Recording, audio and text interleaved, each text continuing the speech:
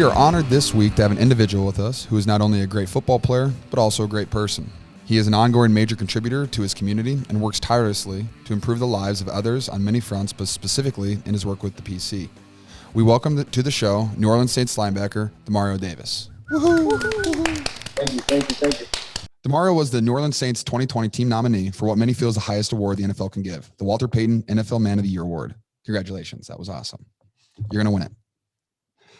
As a further testament to his dedication and hard work, in 2021, he was also the recipient of the Bart Starr Award. That's also awesome. For exemplifying an outstanding character on the field, at home, and in the community, as voted on by his NFL players. Congratulations, dude. That's pretty sick. I'm working on that. I'm trying to get there. Demario is currently on the leadership team with the Players Coalition and is part 3 of our 3-part series on the work of the Players Coalition to end social injustice and racial inequality. He is here today to talk about the Players Coalition and specifically about his role as a team leader for their work in the area of economic advancement. Also with us today is the one and only Chelsea Heyward, Dr. Chelsea Heyward, who works tirelessly on behalf of the Players Coalition, mixing the Kool-Aid, in advancing their mission. And a reminder, shout out, if you have not watched or listened to episode 1 and 2, they're amazing. Dr. Heyward's on both of them, so you can hear all of her wisdom. But we definitely encourage you to go back and really listen to all 3 of them, maybe in a row, because I feel like they kind of like progressively go deeper into what we were talking about and mindfulness, and you get a really good idea of what the Players Coalition is and who's behind it. So thank you, both of you for being with us today. So another little bio on Dr. Heyward, but her work focuses on improving the effectiveness of athlete activism with an emphasis on systemic change.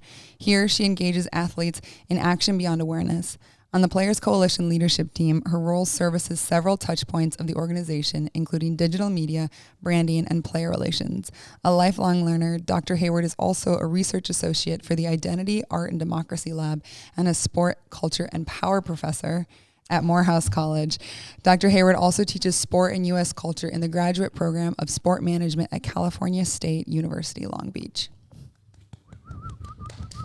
I should have it memorized by now. No doubt. Why do I not? You have said that a couple times. All right. Well, back to Demario. Demario is a linebacker for the New Orleans Saints. In 2013, Demario started the Devoted Dreamers Foundation to equip the next generation of leaders with the tools to be successful spiritually, mentally, and physically. Programs of Devoted Dreamers include Pearls for Girls, Encounter Conference, and the Devoted Dreamers 7-on-7 football team. Another pillar of Demario's core values is being a voice for social justice. He is a member of the Players Coalition and also serves as United Way brand ambassador. Demario is a devout Christian and a father of 4 with his wife, Tamela. Did I say that right? Tamela. Thank you. And with a 5th on the way, which is awesome. I'm trying to convince my wife just to start, so we're working on that too. When he's not, we're getting there. When he's not serving others through volunteering, Demario can be found speaking and sharing his faith around the country. All right. So welcome. We thank you for joining us today. It is so good to have both of you with us. It's a special opportunity for us here at Hidden Pearls. First, to be able to look more closely at the work of the Players Coalition again, and to be able to take a bit deeper dive into Demario's work with the pillar of economic advancement. So a really critical one for us. As we discussed in preparation for this show, the Hidden Pearls podcast mission is sharing the untold stories of the people and communities impacted by social and environmental injustice.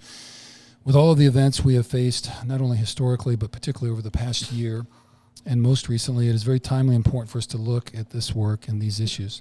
It's a great honor to have both of you here, and thank you for taking the time to be with us. So, G? Okay. I just inhaled water, sorry. Well, let's get a bit of an update. So, Demario, it is still kind of a football podcast because George is here and you're here, and it is Players Coalition, part of the NFL. So, can you give us a little bit of an update on how you're doing off season and kind of what the Saints did or didn't do for OTAs and kind of the rest of the summers we're going? Just a little football snapshot, if you don't mind. From a football standpoint, this has been another interesting off season. I think we are on the backside of COVID, at least in this world, with most players being vaccinated now and kind of how they try to transition from a year where we didn't understand it to now. But it's still interesting. And so OTAs was a lot different this year. It was a lot of individual training, a lot of virtual stuff still. Minicamp was geared way down. more of like, walk through, and, it was only one real competition day, and still just that individual training. For me, I'm going into year 10. I always take kind of my own training into my own hands. And, I kind of have a regimen and kind of what works for me, but I'm always trying to find like one or two little things that I can take to the next level. And I think this year, I kind of did a lot more brain training than I've ever done. It's been interesting. I went from kind of a standard diet that I had been following to more of a Mediterranean diet mixed with a plant-based diet, and kind of like balancing those two dynamics. So just testing that out. So it's been an interesting, off season. Definitely looking forward to entering year 10, understanding that I'm here now. What was only a thought or a hope at one time in my life, it's a blessing, and I don't take it for granted. And, looking forward to a new season and interesting one at that. Yeah, dude, 10 years is a long time. Like, congratulations. That's sick. It's really cool. Anyone that makes it 10 years did something right. Hey, appreciate it, man. Appreciate it. It's a blessing. So are you completely plant-based, or like do you incorporate other proteins in with the Mediterranean side of your diet? So the Mediterranean side. So I went completely plant-based last season for about 7 weeks and realized I don't think this works for me, just because my diet requires so much creatine. Yeah. And and so it didn't really work for me. But so what I went to is more of a 5-2 model. So I do Mediterranean 5 days a week, and I do fully plant-based, chemical-free, 2 days a week. So it's almost like I build for 5 days and then I detox for 2 days. I build for 5 days and detox. That's awesome. Because when you completely plant-based like I was, it was plant-based, chemical-free, like the whole nine. It's like being in a detox constantly. And so though you're kind of putting the weight on, you're like flushing a lot of nutrients that you need at the same time. And so it was tricky, and I had to learn that through the process. But I was glad I did it so that I could learn. And this process has been very interesting as well. One of my teammates, Garrett Selleck, he just retired. He was a tight end. Every offseason, he would do like a month of just straight vegan, and he would lose like 15 pounds. And he was like, I can't even work out, man. I'm so tired. I just don't have the energy. I was like, I just don't know how guys go fully vegan as an NFL football player. Just like from the reps you get to the miles that you cover, and just like the energy you have to bring every single day. It just feels like it's more difficult. Like, I think you could do it whenever you're done playing, but while you're playing, that's a difficult thing to do. There's a really good book out on that. Yeah, Tony Gonzalez was vegan his last like 6 or 7 years. Yeah, that's incredible. So your blues it is possible. I think it's more position based and what you're being asked to do. Yeah. And everybody's body is different. Everybody's blood type is different. Yeah. So what may work for one person doesn't mean it's the best thing for someone else, And so I think in understanding that opens up a lot too. I don't know. I just like eating steak, so it's hard for me to grasp that concept. So one more training question, but like as you've been in year 10 or entering year 10, do you feel like your training has shifted? So I do yoga and mobility, and do you feel like your training has like shifted it all into more of like a mobility style training, or like less of like the high impact, like high reps, or like serious powerlifting? Or like what has been the biggest transition on the training side for you that has kept your body in the league for so long? That's a very interesting question, and you're very spot on. And so you just think about coming out of college and doing all those Olympic lifts and, so much explosion training, heavy weights. That's how you kind of view strength training. Somewhere in maybe year 5 or year 6, kind of the light bulb clicked that the best areas of gain that I could make were in terms of mobility. And my training has gone from a lot more of strength training around my big muscles, and more so controlled strength training around the smaller muscles, which requires a lot less weight and requires a lot more intentional focus. And, it's paying attention to what muscle is firing as I lift this, 10 to 15 pounds, and that learning how to make those smaller muscles that usually don't get activated turn on and kind of sustain the big muscles. It increases your endurance in a way that's kind of, unexplainable unless somebody, tries it and trusts the process. and you literally learn to play, whole games where you're not even really activating your large muscles. And so it's the best picture I can explain is imagine a pec muscle that you only use as a break versus a pec muscle that you're using every play. And so if I'm not colliding with someone,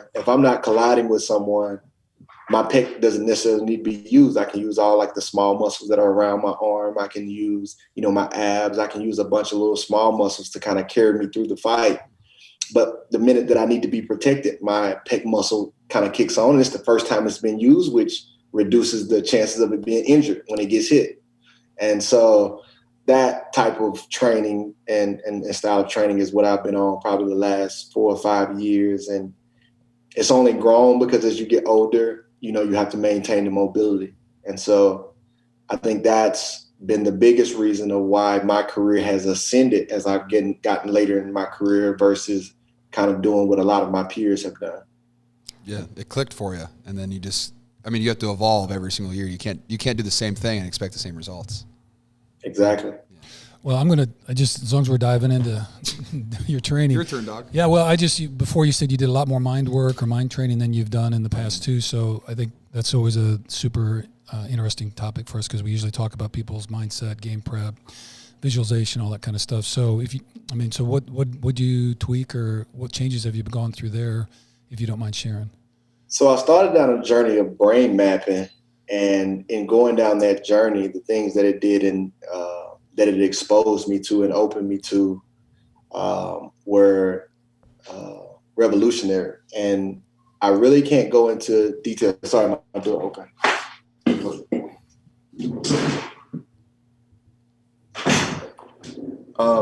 Sorry, my kids are running here 100 miles an hour. Okay. But I started on this track of brain mapping, and in doing that, it opened up me to this world of infinite intelligence, understanding the subconscious mind and the power that it plays, and all these different dynamics and how to train the subconscious mind. Things that I hadn't necessarily seen before, and I can't necessarily go in too many details. I don't like to give all my secrets away.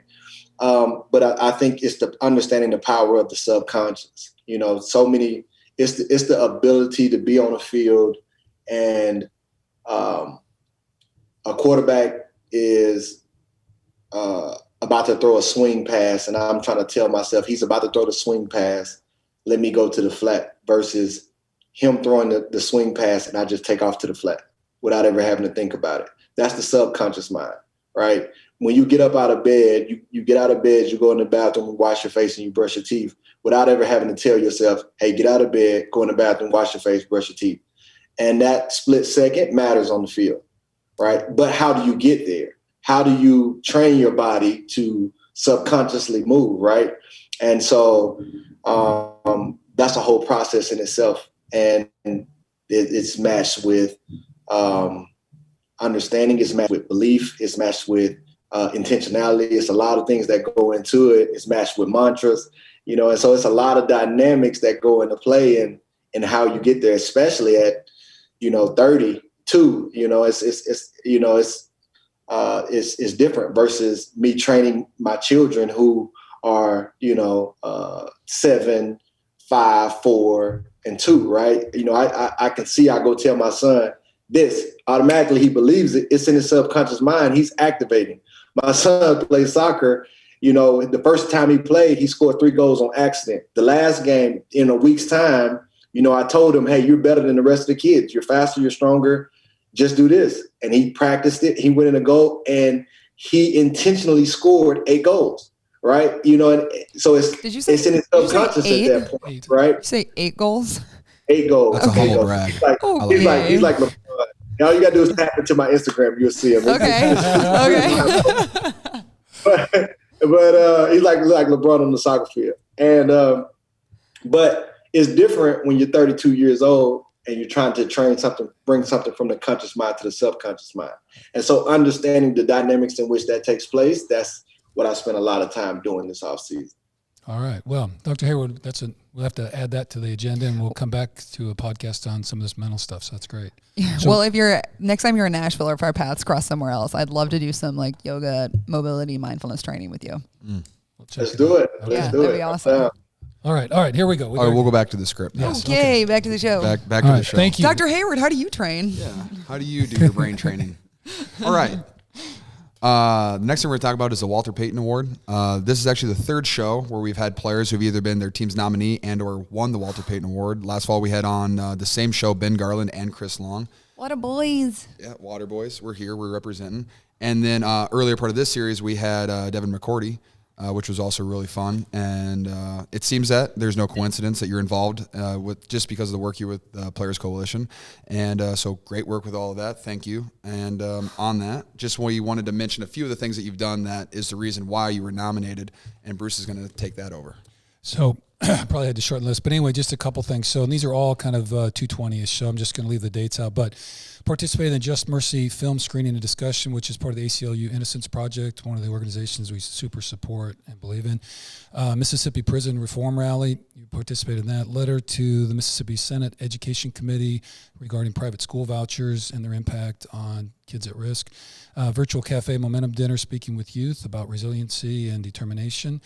USA Today op-ed on police accountability, the op-ed piece in the Newsweek, which was published on policing and the need for certain changes, Wisconsin legislature letter to end police violence, local educational investments to address the digital divide there in New Orleans, and you're a regular participant in the Saints Community Roundtable conversation. So lifting up the dialogue, participating, putting your name out there, and a lot of stuff that you seem to be very passionate about. So anyway, just wanted to kind of acknowledge that because it's one thing, and I think the one message that we've really gotten working with the Players Coalition is people really trying to engage the system, have real conversations with people about real issues, and pull this stuff out. So I just wanted to give you a little kudos. So appreciate all the work that you're doing out there in the front lines and the way in which you're doing outreach with the people who really need it. So thank you very much for that. So on Hidden Pearls, we always like to ask our guests like the why behind all the things that you do. Like, why do you want to give back to your community? Like, what makes you feel compelled to do all the things that you do? Because you could just say, hey, I'm an NFL football player, I'm going to make my money and I'm going to live the life I want to live it, just kind of seclude myself. But you go above and beyond and completely out of your way to give back to your community, to have those hard conversations, to write those letters, to be a part, to speak to the youth. And like, that takes a lot of your time, that takes a lot of your energy, that takes a lot of your effort. And so we just like to ask, like, why do you feel so compelled to do that? Yeah, and I'll park here for a little bit because, what we'll eventually get to is the what and the how, but the most important thing is the why, not the other way around. All those things are what's, and they are all birthed out of hows. How do you get, to these answers? But the why is what's most important, I think, for anybody. So for me, my why is this. I was with my trainer earlier and we were at the facility and he saw kind of the people on the wall. And he was like, man, they just posters. They just memories now. Right. And I told him, I'm like, one day I'll be maybe a poster, but I'll just be a memory. Right. We'll all be that no matter what, even if we leave the greatest legacy here on earth, one day we're going to be a memory. Think about King Solomon, one of the greatest kings of all time. It's just a name, a biblical name now. Right. And so understanding that what really matters is what you do for eternity. Like, do something that's going to last, right, for eternity. And that's how I live. And so for me, my faith is number one, right? I believe, we're all going to pass away. We're all going to spend eternity somewhere. I want people to spend eternity with the King, right? And so everything I do is from a kingdom building mindset. Like, I want people to live in eternity, right? And so, and in a way where they're, comfort and relaxed, not, hot or whatever. And so that's what I have, a kingdom building mindset that leads me. And then it kind of takes me into a little bit of how do you get that accomplished? I believe that people move in positive ways in areas where there's harmony, right? If I don't have harmony, I'm not going to be comfortable, which is going to change a lot of decisions that I make, right? So I'm not trying to hear what you say, or I'm not trying to be moved to a kingdom if my life here just sucks, right? I'm not trying to hear you talk about that. And so that's what I want. I want universal harmony. I want, all people to get along, no matter if you're Black, you're Hispanic, you're Asian, you're Caucasian, no matter what, no matter your ethnicity, no matter what class you're from, no matter if you're a male or a woman or something else, I want us all to get along. I want us all to have harmony, because in harmony, we can share ideas, we can mesh, we can grow in areas that we wouldn't have been able to do otherwise, right? And so that's what I want. I want universal harmony, and which leads me to one of my biggest passion, which is, kind of the liberation of Black people, because we can't have universal harmony if we don't stop this oppression that has existed in Black people since 400 years ago. Like, how are we still here, right?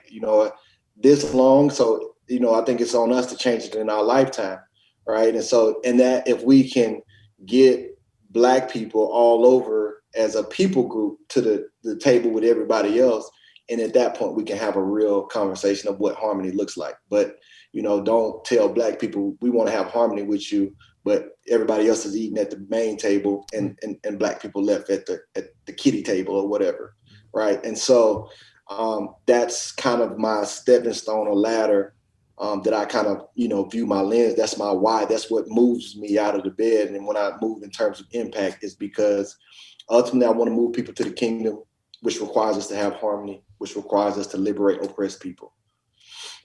Yeah. So, I mean, I really appreciate that view. So from the kingdom, and then when you said harmony, it really resonated for me. The language we kind of talk about is alignment. So there's internal self-alignment with the values and belief systems that you have, which resonate for you with the kingdom. And then it's taking that out into the world to create that same harmony and alignment with other people and trying to create that. So I really appreciate that, and appreciate you sharing your why, because I think that it really matters. Because you could be making a lot of other decisions about how you spend your time, especially with 4 kids and going into your 10th year in the NFL. So, again, thanks for all the stuff that you did. So I did want to talk about it, so maybe this kind of takes us in the same direction. So last September, you did a podcast on with the American Psychological Association and with Dr. Nalamty. Am I close there? Inyaka. Oh, Inyaka Nalamty. Yes, that's correct. Yeah, Nalamty. Yeah. Okay. And you guys were talking about player wellness, but the focus was on the impact of COVID, and then with all the race issues and racism. And that was, I think, obviously you guys were dealing a little bit with the George Floyd situation, all that back in September, and we're still trying to figure things out. So you were asked a bunch of questions, and we can't get into it now, but the couple that really hit me were, you talked about, because they asked, well, what do you do to kind of get through all this? Because you talked a lot about all the players are going through this. Yeah, we're NFL players, but we all got family. Everybody's facing these risks. We're trying to play ball, but there's all the uncertainty and that stuff. And so you talked about, I need to make sure my tank is full. That was kind of what you talked about. And then you talked about the physical, spiritual, and emotional, and kind of mental. And then one of the things you said was, at least what I got from it was, you got to exercise all of these and train these skills in times when you're not in crisis. So when stuff does happen, you've kind of built it up. It's just like your muscles, you know what I mean? So you work them out, and then when you're playing football or something else happens, you've got strength in those areas to do it. And then I'll just wrap this up, and you can kind of talk about these. But then you talked a lot about developing self-awareness and then developing these skill sets and what you called these buckets. And the buckets that you talked a lot about were emotional, social, and mental. So lastly, then you talked about mental health and emotional literacy in the NFL, and then particularly in communities of color, where a lot of times mental health issues are poo-pooed and or there's still kind of a shaming around that. So there's a whole bucket of stuff, using buckets for you. But anyway, I thought that was really insightful. So maybe talk to us a little bit about those buckets, and then maybe particularly about within communities of color and some of the obstacles or resistance dealing with mental health issues.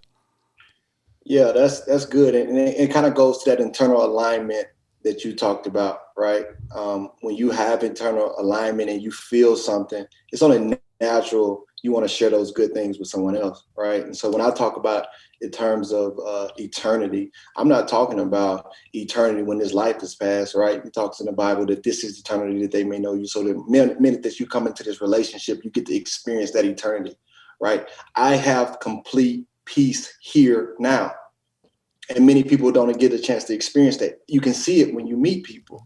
And so what you're trying to get them to is, hey, try this, you will experience peace. People aren't at peace with themselves.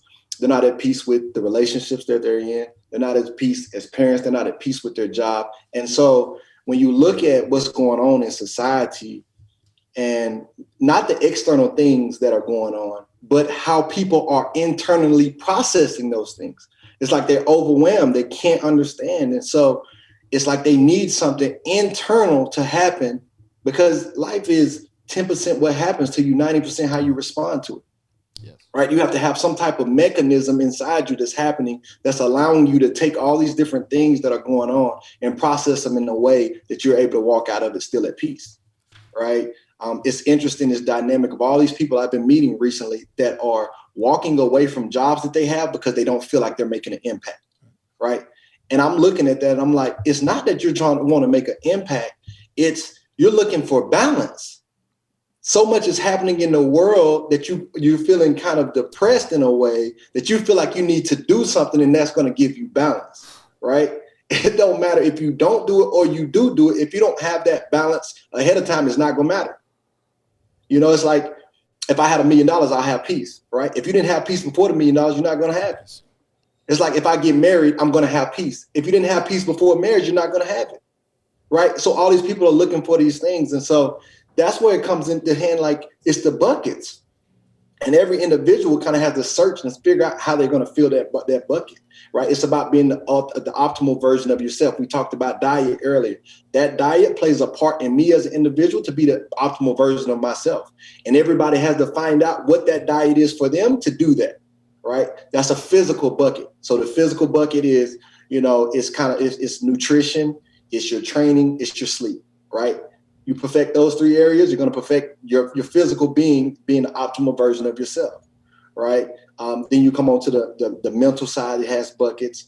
That's the emotional, that's the social, that's the mental, that's the intellectual, right? And so when you process all those buckets, right, that's where, you know, being able to talk to somebody, being able to express yourself, knowing what's going on internally, knowing how you're introvert or extrovert, like when do you need to be charged up around people and how that plays, knowing when there's something not actually going on right and you need to go talk to a psychiatrist or a psychologist or someone, understanding like, you know, when your memory isn't quite functioning right, something's off, understanding like what's happening inside. And then there's the spiritual bucket, whatever it takes, whatever fuels your kind of inner man, that voice that needs to feel complete, that needs to feel whole, that it feels secure. You're secure. So for me, my faith with God, I know I'm standing on rock. So when something happens and God got me, I'm good. My inner man starts to speak to me like, hey, you good here, don't worry. My daughter gets cancer, hey, you good here, don't worry, we're gonna be okay, right? We get traded to another team, hey, don't worry, you're gonna be good. Like I'm standing on rock. So no matter the transition, I'm able to still stand strong, right? And I push through. And so what is that inner man that people need? But do you know how to fill that bucket? Do you have people around you that you can go to that'll be able to replenish you when those buckets drop? Are you aware when those buckets aren't, you know, working the way that they should, right? It's in the physical realm, it's the person that's overweight that don't realize they overweight.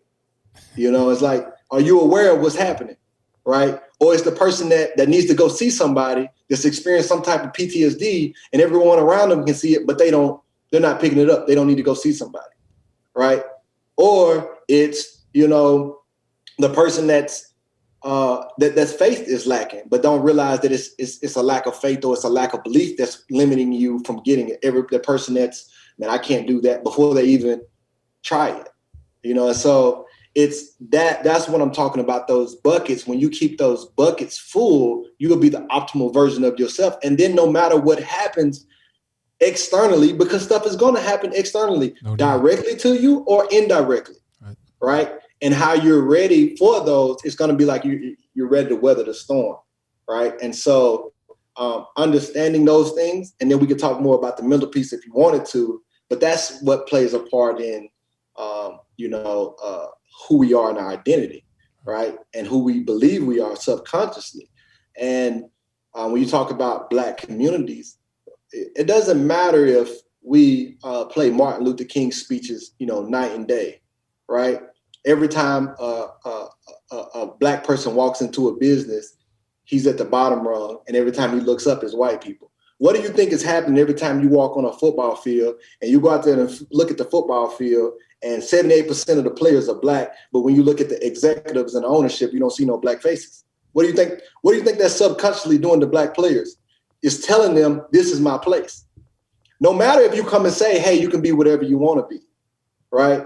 What are you telling Black people when you say, hey, everything's all right in society, it's really just on you, but you go kill a Black man and, oh, he was a thug, right? But then a white person has an AK-47 standing in the street, and they like, hey, come on, get in the back of the car. We're gonna take you to Burger King, right? What message are you sending, right? So you pretty much telling me, black, if I do anything wrong, I deserve to die. And white, you know what? White is right. You're gonna be okay. We'll make a way for you, right? So it doesn't matter what's being verbalized at the podium.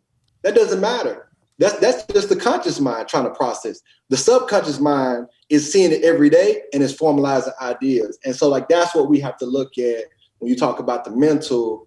What are we allowing to happen in society every day that's informing how we think subconsciously? Right. So lots in there. And so but here's what I do want to do. So let's see if we got time at the end, because I'd love to come back to some of the mental.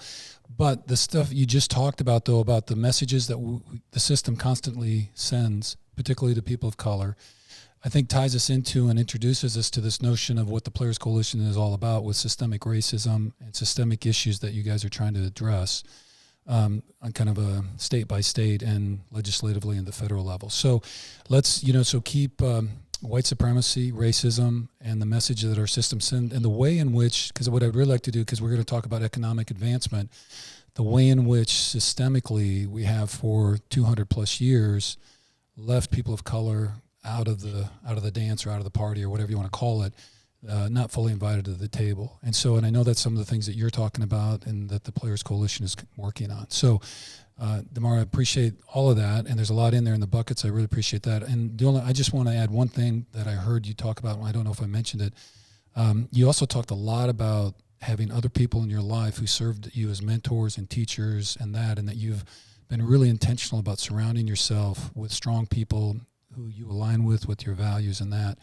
And I think that really goes understated as well. I think a lot of times we get in these silos and we feel like we got to do it by ourselves. And I think that's also part of the mental health thing, is that we're afraid to be vulnerable enough to say that we need some help, or can somebody help me, or can I talk through this? So really appreciate your vulnerability on those pieces as well. So just kind of paying attention to our time. So let's jump into the Players Coalition, and I don't want to cut you off in any way, but hopefully we can keep coming back to that stuff. And Dr. Heyward, we have kept you silent for a really long time. Anything you want to kind of transition us here with before we jump into the rest of the Player Coalition and this pillar on economic advancement? No, I think it's good.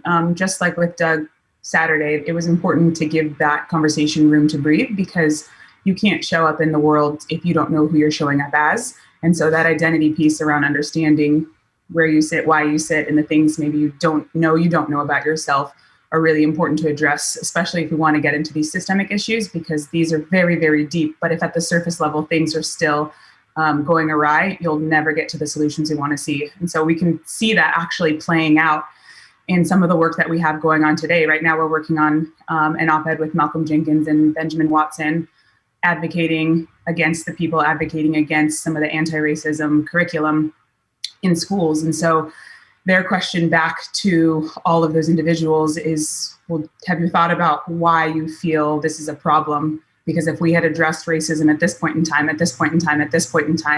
there wouldn't be this attack in the conscious, to steal some of Demario's language, because we would have already brought those biases and microaggressions from the subconscious to the conscious, had the conversation and healed from them. But because we're still at a place of, because that muscle is still sore, because it hasn't properly healed, because there's so much scar tissue, we haven't been able to move forward. And I think that conversation that Demario brought about earlier mirrors exactly the work. Yeah. Well, and I know just locally in Tennessee, they had some of the same types of bills introduced into the legislature here to limit how folks are going to deal with and address some issues around white supremacy and racism and that, and really limiting some of the conversation that you think would be a real natural component of it. And so that's been an ongoing debate here as well. So I know it's going on in other places. And I really like the way you frame that. It's, because, some of the folks, it's a good question to ask, because if they haven't faced it or dealt with it on that subconscious level, like you said, it hasn't been healed and it's still wrong. People are still resisting and fighting it. So, well, let's jump in then. So, all right, Em, you good? Yeah. Okay. Thank you for that, Dr. Heyward. So just a reminder to everybody, the Players Coalition, we wanted to read the mission. So we exist to end social injustices and racial inequality so future generations have the opportunity to thrive without barriers. And just now that I've read this 3 times in like the last 2 weeks, hearing you guys talk about future generations and like, I feel like I always picture it. I mean, I guess I always picture it as like kids, but having these conversations right now about like how to level up and be more aware and like conscious about what's going on and in tune and have hard conversations about what's going on in our world. I feel like it's not so much just kids. Like if you're feeling like you want to change the world for yourself or like the people around you, like this is the waking up process and this is how we have to do it so that we can continue to like layer that down and kind of heal all those traumas and all those sore muscles. Okay, and the other mission is to achieve social and racial equality using player coalition influence and support to impact systemic, social, and civic change in the areas of the 4 pillars. The first being police and community relations, second, criminal justice reform, third, education, and 4, economic advancement in low-income communities. Today, we are looking specifically at the player coalition pillar of economic advancement that is hosted by Demario. All right. So and you guys hop in anytime if there's something you want to add. I don't want to cut you off, but we're going to just kind of hit the guiding objectives, the areas of focus, and the top line stats, and then do some kind of chatting about that. So the guiding objectives under the economic advancement pillar: 1, build economic mobility for communities of color by addressing the racial wealth gap. 2, reduce generational poverty through financial literacy and capability services. 3, connect low-income young adults as well as justice-impacted citizens to the economic mainstream through skill development, education, training, and experience. So we're going to come back and kind of talk about some of those terms here in just a second. But our areas of focus are going to be the racial wealth gap, generational poverty, and reentry and recidivism. Did I say that right? Not quite. I'll try it again. Say it again. Recidivism. You said it wrong that time, Doc. Recidivism. Doctor, can you help us? How do I say that? Recidivism. That's when people commit crimes and go back to prison. Recidivism. Yes, very there nice. There we go. Cool. Okay, we're going to talk about the racial wealth gap, generational poverty, and reentry and recidivism. Nice. All right, Em. And then top line stats are 12.8 million children living in poverty in the United States. There are 12.8 million children living in poverty in the United States. There are more than 30 million students, let me start that over. Top line stats are there are 12.8 million children living in poverty in the United States. More than 30 million students rely on free school meals each day, and the average net worth for a black family in Boston is $8. For white families, it is closer to $250,000. Okay. So just a couple things then, and I think it'd be really helpful to unpack some of those terms. So either one of you can kind of jump in on that. So first, in that first one, it is about building economic mobility for communities of color by addressing the racial wealth gap. So can you talk to us a little bit about what that is and how it impacts the work that you're doing in this category? Yeah, so I think that last step clearly articulates what that gap looks like in actuality. So sometimes with these numbers, you can get lost in the stats and the anonymity of who these people are impacted. But when you look at them from individual places or as individual families, you recognize that these are real people and that they're being impacted by things that are out of their control. And so what the racial wealth gap then is it showcases the difference between white families and families of color versus how much they're able to be financially stable, have access to loans, have access to proper schools, housing, all of those things that are financially driven. And so closing that gap is how we can advance further as a society, because to Demario's earlier point, the liberation of Black people is sort of how we move forward as a whole, because you're only as good as those that you've left behind. Okay. Demario, you want to add anything, or there's a couple other questions on some of these terminology. If you want to add anything on that one? No, that was very clearly stated. Yeah, she's pretty good. Yeah, she does a good job. So she's good at what she does. It's hard to follow that. Okay, then also we're talking about generational poverty and then financial literacy and capability services. So maybe just talk a little bit, and I know it's kind of obvious, but I'd still like to have you explain those for us. Yeah, those kind of trickle down from the racial wealth gap. So when you start someone out, I think I used this analogy on the first podcast, but if everyone starts out at a race, but some people are 10 feet or 10 yards ahead of others, and then you move everyone up the same amount, it doesn't do as much unless everyone starts on the same line. So understanding the families that are born into some of these circumstances with, again, out of their own control. When you get to generational poverty, these cycles continue to perpetuate themselves. And so it's harder and harder to pull yourself out, especially after a year like last year that that stretched the racial wealth gap even further. We all know that billionaires just made more billions last year, while those in poverty were left behind, especially in the education space, but obviously in a financial perspective. And so from a generational poverty perspective, if you weren't able to make ends meet and then get your kids into systems where they're able to learn how to get out of that mentality, to Demario's point, and get the tools, resources, access, and opportunity to those areas of advancement, then you're just perpetuating the cycle. So that generational poverty is essentially saying that if you're poor, your kids will probably be poor, their kids will probably be poor, unless some sort of radical catalyst comes in and changes that. And so that's the area that we like to play in, is trying to find those catalysts for advancement. And from there, helping families get the education, the financial literacy, job training, developing the skills needed to basically stand on par with everyone who was born 10 yards ahead from a race perspective. But those issues are impacting people, again, financially, physically, mentally, socio-emotionally, all of the ways that are then impacting how they show up in the world. And so even if you have all of the information and knowledge needed, if you aren't in a mental state to be able to communicate to someone properly, or if you aren't in a physical state to be able to perform a job needed to the degree because of whatever issue had come up that was systemic, everyone stays in this cycle. Right. Some people's buckets aren't filled. No. Yeah, it's like somebody took a hole and drilled it in the bottom so it can't get full. So, okay.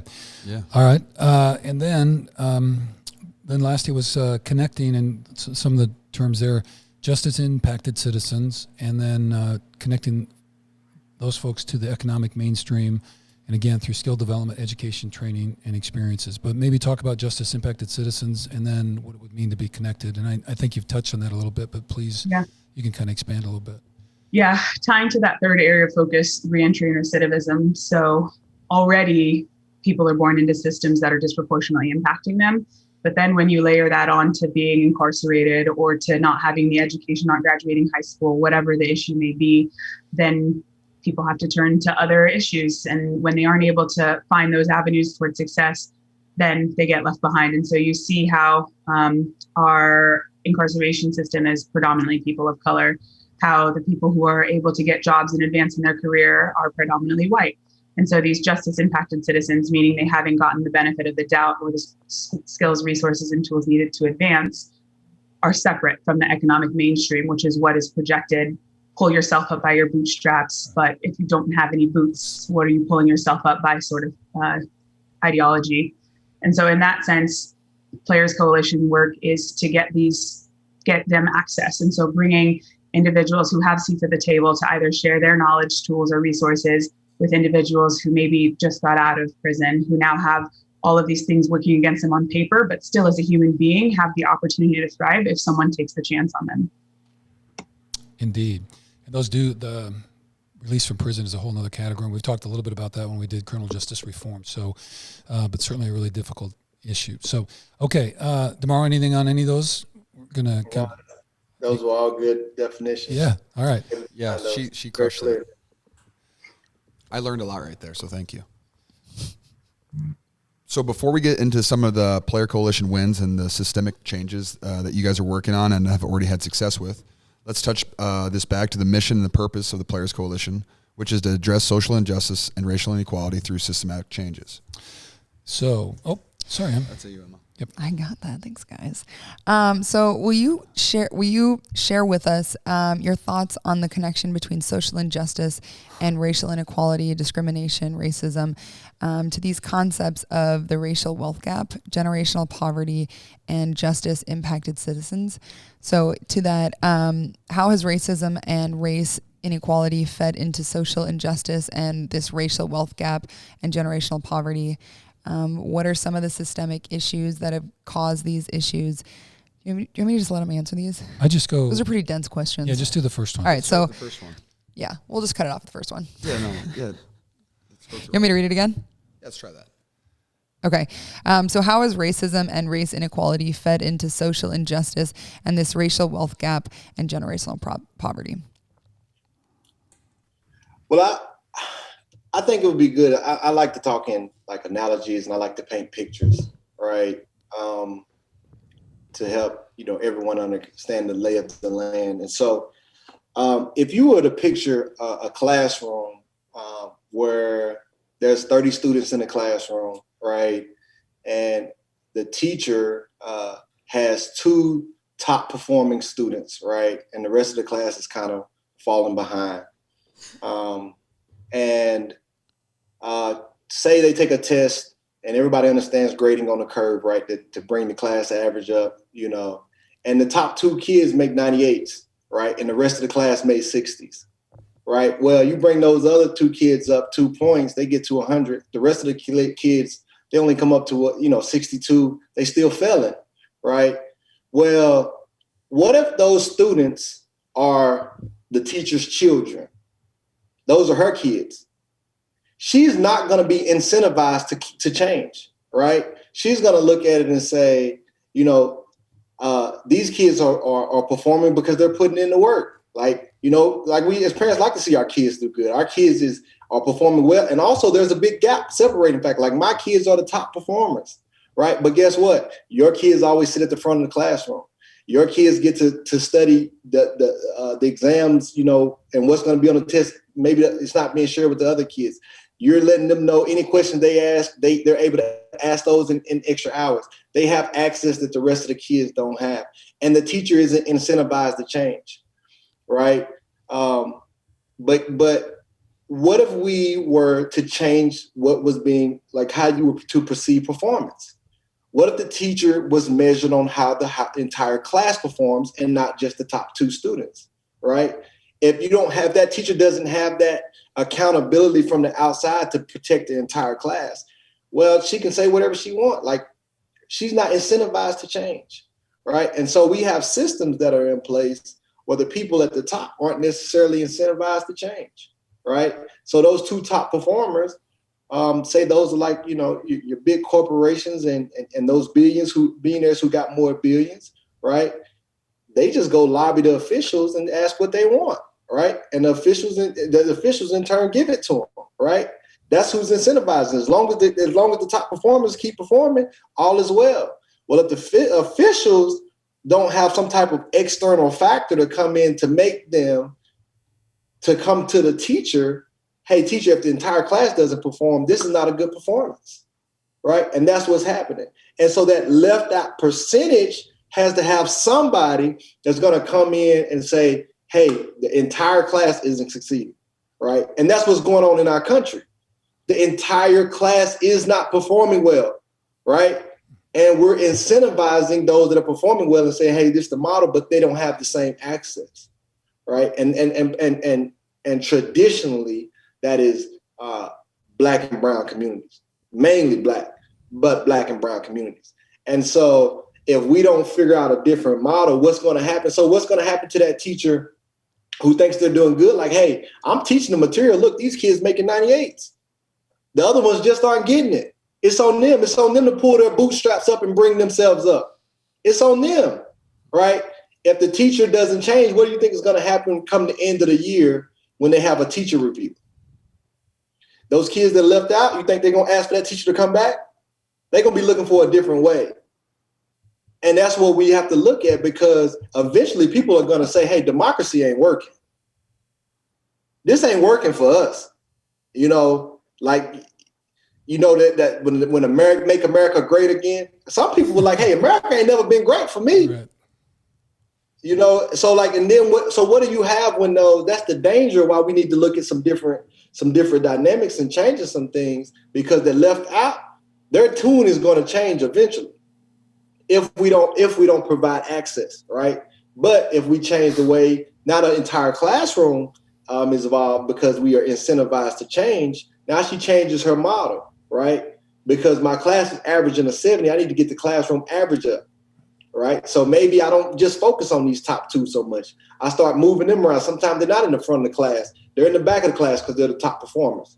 Bring the ones that are low performing up, making sure that they get homework, making sure the older ones, the ones that are doing well, tutor the other ones, right?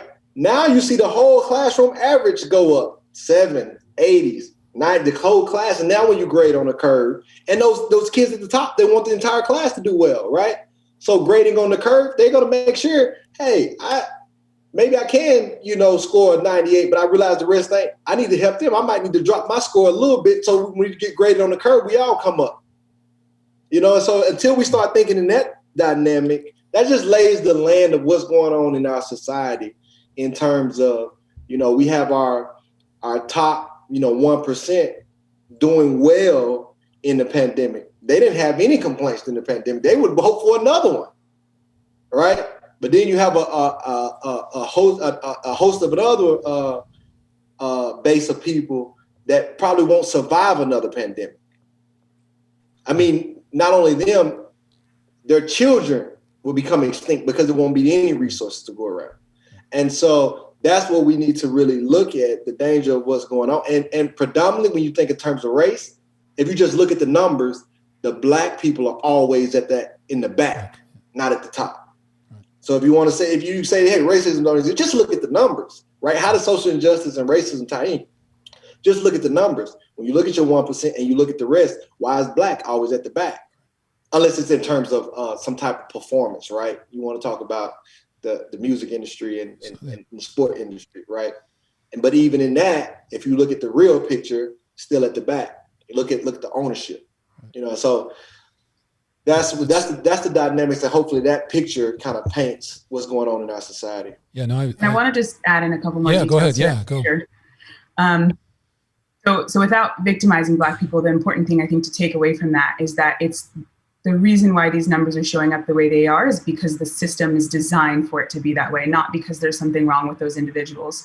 And so when we talk about Players Coalition work and the things that we're doing, it's about identifying what's wrong with the system. So this teaching analogy that Demario gave, recognizing what needs to change in that system, changing it, providing equity, and then sharing knowledge, access, and community within, or resources within that community, because there's enough of everything to go around. But when you ask how racism is impacting inequality and social justice, it's literally life or death, whether it's on one end or another, or at the very beginning when Black women are dying at 2.5 times the rate of white women in maternal birth-related issues, and understanding that the key indicator there is stress-related issues, and knowing, going back to the subconscious, how Black women internalize microaggressions versus other women that aren't going through those same day-to-day situations. There are tons of examples like that. If you just dig deeper and deeper into the numbers, that it comes down to life or death, right? Not to scare anyone. Okay, so I just want to say, on the teachers, right, they're not only not incentivized to bring up the rest of the class, they're actually incentivized to make sure the 2 or 3 at the top stay at the top, right? Because, and the reality is, if you don't, what we measure, people do what they measure, right? If that's what their performance is going to be graded on. And so, but they don't do that unless, nobody gives up power, control, and money, so like without a kind of a fight. So that seems like some of the struggle that we're into right now about this whole piece of kind of alignment and realigning those pieces as we work into that. So, okay. Demario, do you want to add anything else onto that one? So no, that's actually spot on. I'll speak on both the points. Okay. What Dr. Heyward said, it's great, even how she started. Like, it's very important not to victimize Black people, right? I understand the genius and the greatness that's there.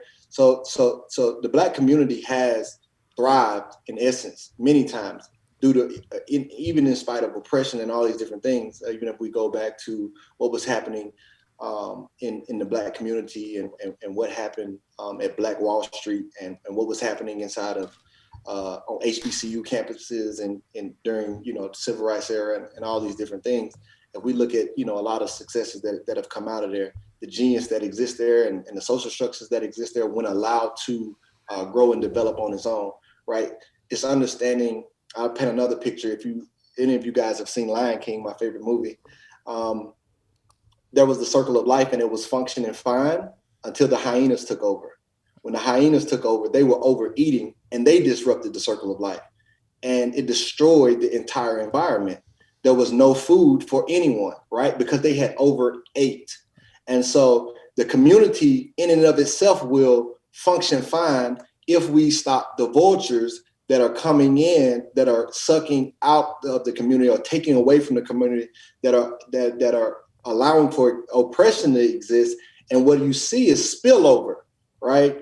You see, when you see a George Floyd incident, that's spillover. That life has been, stuff like that has been happening inside that community, and now it's spilled over into the entire society, right? And so if we don't stop the hyenas from overeating, meaning these systemic issues and oppressive structures that are preventing the communities from thriving, which they will do on their own, right?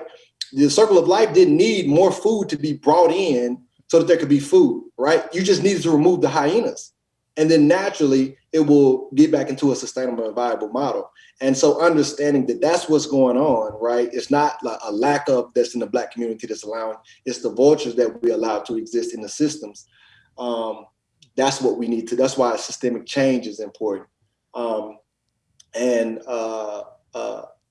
your point, Bruce, what was the piece you said? I had something. I just talked about how the teacher isn't really incentivized to bring up, they're not only not incentivized to bring up the remaining portion of the class, they're actually incentivized to make sure the top 2 or 3 students continue to be the top 2 or 3 students. Yes, and one of my favorite scriptures, one of the disciples asked Jesus, "Hey, when we die, or when you become king, I want to sit beside you." He's like, "That's not mine to give, but if you want to be number one, you need to serve. He who is last will be first," right? He didn't tell, this disciple not to try to perform.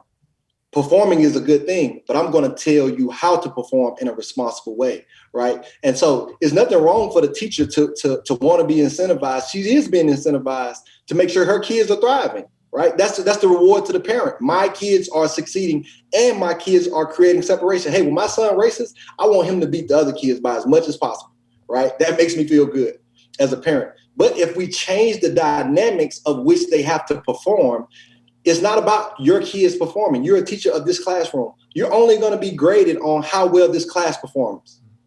So at that point, your performance, your will to be number one, you want your kids to be number one. Now you're going to want your class to be number one, right? You're going to perform in that same way. So if we change what's being graded, or we change what metrics we're labeling as a good performance, right? If a business like Amazon, everyone says Amazon is a great business, it's the greatest business. Okay, because they have the numbers, they have the financial numbers. How are they impacting the communities everywhere they place at Amazon? Tell me, let me go and find the janitors that work at Amazon or the lowest person on the rung. Like, what benefit packages do they have? Like, what type of access do they have? Like, let's change what we're measuring and saying is great is, right? And that raises the standard across the room, right? Like, if you're impacting communities with your business, every community you're in, it impacts the community in a positive way. The people that's the highest and the lowest in the building, they have access that other companies aren't providing, then you're the model. But if you're just bringing a financial return, that's not the model, right? Not covering enough ground. Right. Hey, Doc, will you do one thing for me? We've mentioned this term a couple times. Will you address what a microaggression is? Because I just want to make sure that when you say that, people really understand what you're talking about. Yeah, so it's really a passive backhanded compliment, essentially. And so it's like telling someone, I'm trying to even think of an example now. I guess actually one thing that I'm faced with a lot is people tell me, "Oh, you're really articulate." Compared to what? Compared to most Black women, compared to someone that's young, compared to just the general population? Like, what point are you launching from there?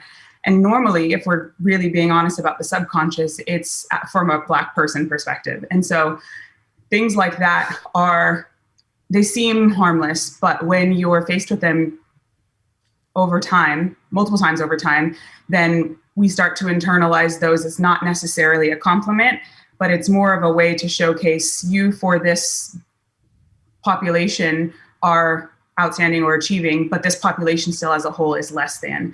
And so what microaggressions do is eat away at our stress levels, because you're like, okay, here I go hearing this again.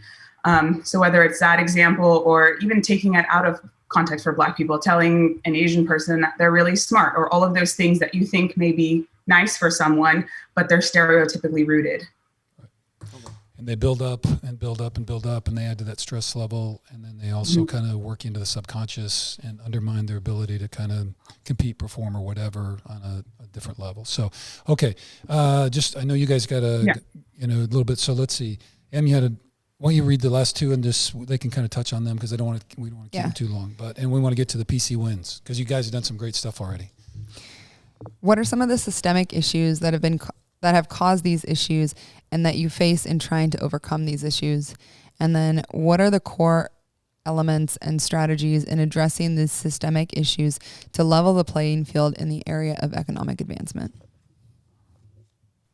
I think really the main spaces there are sort of those guiding objectives. So with reentry and recidivism, looking down to the root cause of, well, why are people in prison in the first place, in jail and in prison? And then going back to some of those other issues, what does our education system look like? So how is that setting someone up to get a job? And how is that setting someone up to be able to financially provide for their families? When you look at housing and redlining and the areas that people are forced to live that then impact the school that they go to, that then impact the job that they're able to get, that then impact when they have kids, how they're able to sustain that family and all of those different cycles that influence the lifespan of a person. Those are mainly the issues as it relates to economic mobility. And of course, expanding that with having livable wages versus minimum wages and making sure that that capital injection is felt before we approach some of these systems. So the thing that's unique about our economic advancement pillar is that for a lot of these issues, there's a long game and people understand that. And so we get these small wins as we go. But specific to economic advancement, in some cases, people just need the money. And so having that resource equity, investing into schools and investing into businesses and working to amplify the work of partners who are helping to educate people how to become self-sufficient entrepreneurs so that they can create their own capital. Getting that is sort of the short-term win. That longer systemic play, you're talking about giving money to people, which means not necessarily that someone's losing money somewhere else, but they've got to figure out where to generate it from. And so that stuff takes time. But unique to the economic advancement pillar, you need both and sort of that short-term attack as well as a long-term game. Okay. Yeah, and for me, what I try to continue to highlight is I'm a person that likes to believe in dealing with the root of issues. And so if you get a cold and your nose is running and you're coughing, taking cough drops and wiping your nose is only going to work, so long. And you're going to have to continue to do that until you adjust the cold. And so you're going to drink some cough syrup or something that's going to get in there and get the root of it. And I believe that in our society, the ills and the areas that we work, when you talk about policing, education, criminal justice reform, all of them stem from economic issues, right? If you deal with the economic issues that exist, we'll deal with criminal justice reform, we'll deal with education, we'll deal with policing, and so it's that model. And the reason why I say that is when you think about the gaps that exist in education, you go all the way back to separate but equal, right? And it's you're gonna get the same stuff, but at different schools. But if you went and looked in the schools, the books were different, the materials were different, the level of training that the teachers have were different. It's a gap, right? Which stemmed from access, opportunity, and resources, right? When you look at the criminal justice system, you look at a lot of the issues, the nonviolent crimes that are existing and populating our jails. 70% of people that are in jails right now haven't even been convicted. They can't pay the bail to get out of jail, which is an economic problem, right? The issue or the crime that happened, the stealing, the not knowing how to process the issue and getting into an altercation, all that maybe stemmed from the environment that they were raised up in, which was due to economic issues, right? When you talk about policing and lack of accountability in Black and brown communities, how they're being policed, how do you change that? Through the laws. And how do you change the laws? Through lobbying. How do you change lobbying? You have to have resources, right? It's the whole Scarface mantra. First you get the money, then you get the power, then you get the respect, right? And so if you don't have money, you are expendable in our society. Why? Because our society is capitalistic, right? It tells you who is number one and who is last, and it's based on your net worth, right? Forbes drops a list every year. Everybody pays attention to who's the top on that list, right? What are they saying? These are the number one performers in our society, right? And if you don't have that, then you're expendable. And that's why, things that are set up in our communities, Black communities, are over-policed. They're expendable when it comes to the grocery stores and the food deserts that are allowed to be in the communities, which, pushes into people's health and all those different things. And so we just have to make sure that we're paying attention to how economics plays a part in all these different pillars that we are addressing. And so, and then in this same right, there are specific situations where people just need money to change the situation, right? And so what type of engagements are we making or arrangements are we making to make sure that that's happening when people are in that situation? Yeah. And I'm just going to go back to the Lion King, like you said before, the overeating and all that kind of stuff, right? When Mufasa was running stuff, there was a balance there, and there was nobody that was, expendable. That, Mufasa knew that for the kingdom to be balanced, everybody needed their own space, everybody needed their own food, and everybody needed to be taken care of. And that was kind of part of the whole thing, and there was nobody that was booted out.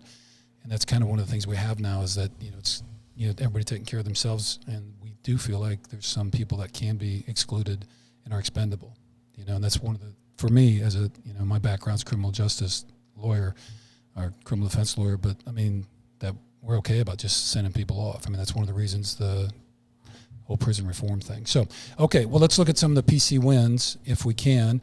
And then, Dr. Heyward, if you don't mind running us, because I know you guys have to get off in about less than 10 minutes or so I don't want to run out. Do you want to jump into those categories and just kind of talk about some of the things that are really important that you want to make sure that we get shared on the podcast before we have to close?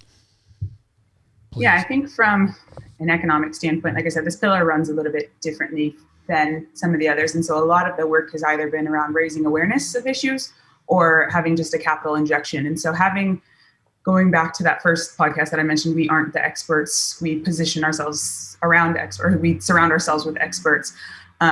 Those experts need money, and those grassroots groups that are doing the day in and day out work need money. And so as a 501c3 and 501c4, we can both advocate legislatively for issues, but then also as a nonprofit, have the funds to be able to grant out organizations doing good work so that they can continue to fuel their system.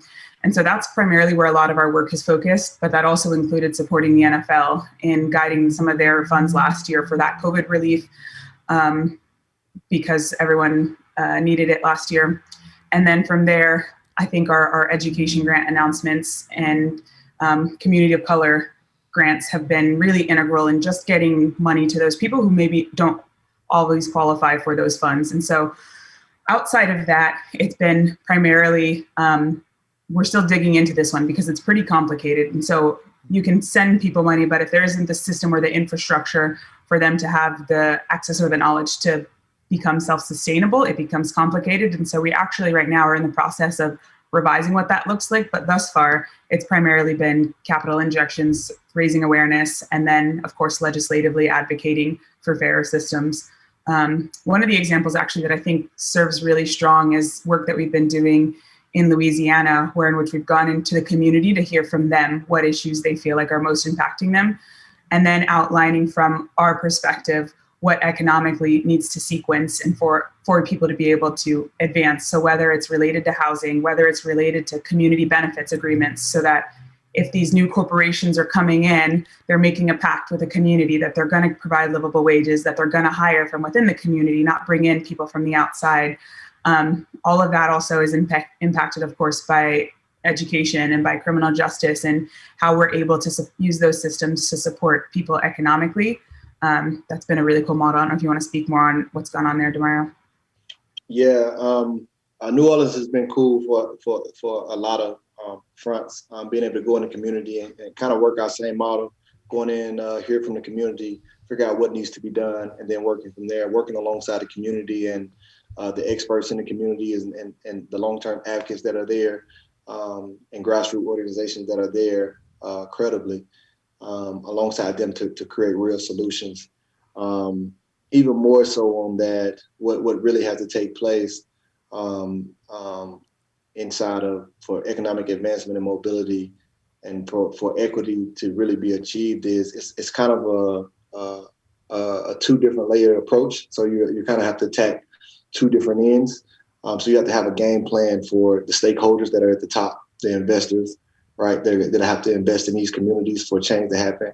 And then you have to kind of have a game plan and a strategy for the community and the people in the community that are being helped, right? And so there's work that we get to do is interesting. In New Orleans, we're in a bid for a project which will be, kind of renovating 220 acres and bringing in businesses to kind of, for economic advancement and growth and accelerated growth.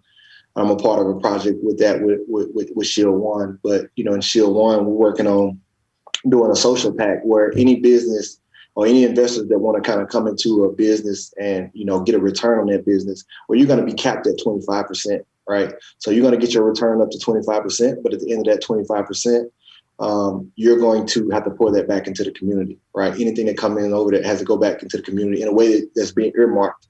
Right.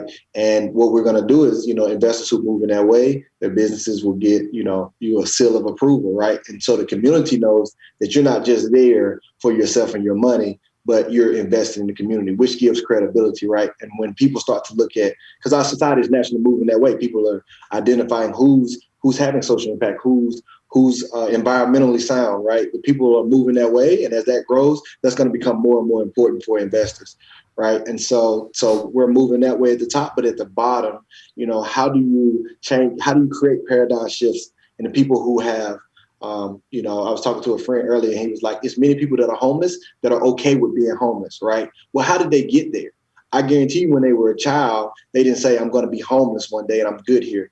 Those people feel like it's easier for me to live out here than try to insert myself back into society that has barriers, right? How do we change paradigm shifts where people don't pick up on microaggressions when you speak to them? When you say you are articulate or you are great at doing this, right? Well, are you saying I'm great for a Black person, right? You're picking it up in your subconscious. How do you remove that, right? You have to gauge in a way where you earn their trust and that they know that when you speak to them that you're not speaking in that manner, right? And so that's engaging them. And as they're building these businesses and work and you implement these things that help them, you're alongside them, coaching them, teaching them, cheering them on, spending time with them, forming relationships with them, not just going in, trying to drop a ham and running back out, right? And so that's how you change the mindset, by being on the ground with the people. When we go in these communities and we're there, we're hearing and we show back up and we earn their trust. And then they start to champion you, right? And so that's what we have to have. We kind of have to have this kind of two-pronged approach on the top and the bottom. And that's what we're doing and living out and creating the mold and the example for the world to follow. And to take it back to an earlier question, I think Emma asked around like the approach there's really sort of 4 places that we've identified are integral for financial education, for getting people to have that paradigm shift and change the system. And the first one being at home. So what conversations are being had at the dinner table? Right now, those conversations look different culturally. What information is being shared generation to generation, and how are they using that to then advance themselves, the younger generation? And then continuing on the younger generation from the school perspective, understanding what curriculum we're teaching our kids. So are we learning about the Pythagorean theorem? Or are we learning how to do our taxes? I learned how to do the Pythagorean theorem, so I'm still figuring out my taxes. Yes. But getting that information that we need to be a functioning society injected into the school system, which is a very hard lift. So that's one of the higher arching objectives. But from there, then also utilizing workspace from an employee perspective. So what benefits are they receiving are they getting medical, dental? Do they have a 401k? Do they have resources to even learn about these things? And then going back to Demario's point about that corporate social responsibility, making sure that those investments are coming back into the communities that are fueling and essentially keeping their businesses afloat. Okay, so covered a whole bunch. I know you guys got a couple minutes here because you got another call. We're under 4 minutes for you guys. Yeah, so I just want to end those. So you've covered a lot of stuff. Thank you so much. It's been great, and there's obviously a lot here. I just want to end though is in this, because you guys are doing so much and you're boots on the ground and doing those things. From where you're at, what you're seeing, what is it that gives you hope in this arena? What gives me hope is that people are asking questions in a real way, right? When you spend time with people, it's interesting. My dad always says, like, you can't BS a BSer, right? When you spend enough time, like in these communities, you kind of learn when people are genuine and they're not, right? You can see through it, like cutthroat, right? people are asking real questions and they're really seeking understanding, right? When you see podcasts such as this, people are leaning in, like, what is it that I'm missing, or whatever I haven't seen in this space. People are, and this is happening. I was on speaking in London to HSBC, and they were trying to figure out how they could have diversity in their workplace, and what that would mean, what would be the ramification of that. It's happening, universally, right? People are leaning in to a conversation that just, for whatever reason, wasn't being had, but people aren't just leaning in. You can really see that people are seeking understanding, right? And I think once people have a deeper understanding, and they really understand the why, it's just gonna inform, how they move about their day, which is gonna change the what's that are happening. And it for me, it's like, these systems and these structures, like, y'all had y'all time. It's all coming down, and it's going to be for the better, and it's only a matter of time, right? And that's you just kind of see, like, the seasons changing, right? And so it's kind of, the bullies have ran the classroom for so long, and it's the tide is changing, and not in a way of kind of like overthrowing the bullies or anything like that. It's just people not taking it no more. They're gonna move different. Okay. I think I find hope in the level of depth that people are able to go to now, the tolerance level, how that's changed. And so, like, even just you guys having this 3-part conversation, like, I'm so grateful for you guys highlighting the work, but really it's people like you guys day in and day out that are just curious to learn more, and then willing to amplify your learnings to other people so that they can learn more. And so, like, one of the campaigns I'm most proud of that's a little bit outside of this is something we did with the Saints last season. The guys decided that they wanted to dedicate their season to uplifting the voices of Black women. And so, led by Demario and Malcolm, they really outlined a very deep level approach to these issues. And so it basically unfolded into an in-game activation and an off-the-field activation that highlighted a bunch of different issues related to Black women surrounding, like, police brutality, education, healthcare, and domestic violence, and things that maybe people were originally seen as taboo. But beyond that, then they were able to get involvement from all of the captains. They were all involved in that series, in addition to getting team involvement, so from the rest of the guys on the team, and organization buy-in. And so they were able to, both on the player side and the organization side, able to raise over $300,000 for issues related to Black women to support the organizations doing the work, but then also engage themselves and their time in these conversations. And so just to see things like that wouldn't happen 10 years ago necessarily. So I find hope in the fact that we're able to go deeper and last for longer. Yeah. Well, very cool. Well, I know you guys got to go. I'm just going to say hopeful about, I guess, just in a very narrow niche, the NFL finally woke up. It seems like they're having a real conversation and are really sitting at the table and inviting other people to the table. And they're obviously a group that has a lot of influence and power and money, and hopeful that continues, and that the players collectively can continue to force the league to take strong stands on these issues that really matter. So that's great. So any hope over here? I know there is. And There's a lot of hope. Okay. Anything? Yeah.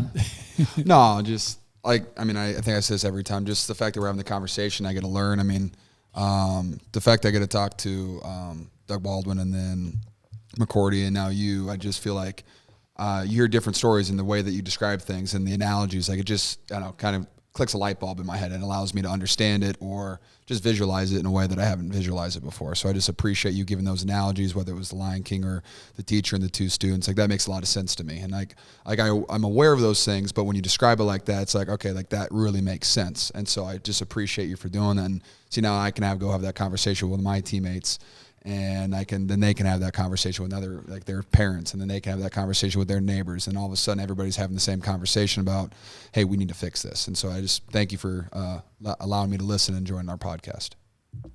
And my hope is thinking of, like, the image of the Lion King, like, in the harmonious state, right, with like all the light. We've had so much oppression and hate and just, like, this stuffy mentality. Our entire lives, like, we've never lived in a state where everyone has been harmonious and working together and seen as equals and as valuable parts of our society. And it just makes me think of, like, how beautiful and amazing our world could be. And, like, that harmony, like, that's worth fighting for, and that's worth having the conversations and putting yourself out there. And like George said, like if you don't understand something, like ask and listen, and listening is such a superpower. And so thank you guys so much for being on here. Demario, we got to get one of your jerseys for our Hidden Pearls podcast studio. Would love that. Well, I was just going to close with the mantra from Doug last show. I mean, his core mantra was love and empathy. And that's really, I still have kind of really stuck with that. And so I think a lot of the conversation we're having about today is, loving others is, you want to love yourself and your family and all that kind of stuff. And then having empathy, and really, which requires us to go outside of our comfort zone to learn new things, meet new people, and have different conversations. And so I think that's a lot of what we're talking about. So, Dr. Heyward, thank you. You're amazing. Appreciate all the work that you're doing. Let us know in any way that we can continue to support the work of the Players Coalition. Demario, thank you so much for taking this time. I know with 4 plus 1 coming, all the things you're doing, and so good luck in the season, and quite confident we'll see you down the road. That'll be great. And but do very much appreciate your time today and all the work that you're doing. So thank you. And anything you guys want to say as we close, or we're good, or whatever you want to say? No, thank you guys, and likewise, anything that we can do to support, just let me know. Okay. All right, guys. Appreciate it very much. Take care. All right. Thank you. All right. See you guys. Bye. Thank you.